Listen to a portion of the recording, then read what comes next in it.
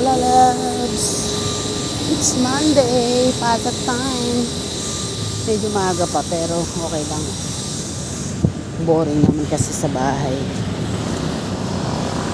Pelinvestry.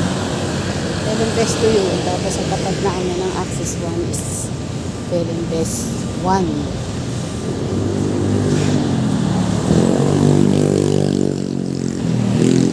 Araw-araw ganito lakad. Kasi yung jeep liliko na siya papunta ng Alabang.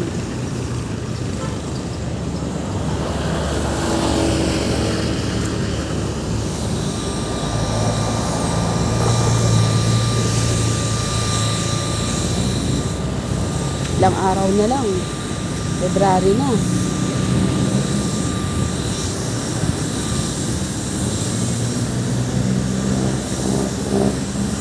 $26 na ngayon. 31, so ilang araw na lang. Tapos February, 28 days. Ang bilis ng panahon. Thank you Lord dahil naragdagan na naman yung edad ko. 52 na ako ngayon. So, kutang-kuta na sa dating wish ko kay Lord na 39 lang Lord. Lumaki lang yung anak ko. Dati kasi sobrang sakitin ko. Parang pag masakit yung ulo ko, gusto ko na lang namatay. Kaya sabi ko man, Lord, 39 years old lang, okay na ako. So ngayon 52 na ako, kutang-kuta na.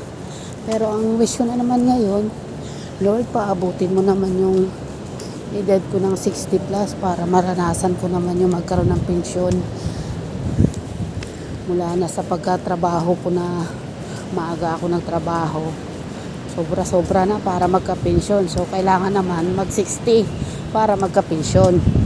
So yun na lang ang wish ko kay Lord. Lord, paranas naman ang may pensyon para doon sa mga pinaghirapan ko, maramdaman ko naman yung pensyon. Ayan, malapit na ako sa Access 1. Dami ditong makakainan pero minsan lang ako makain dyan kasi ang mahal, puro ako baon kasi gusto ko makatipid.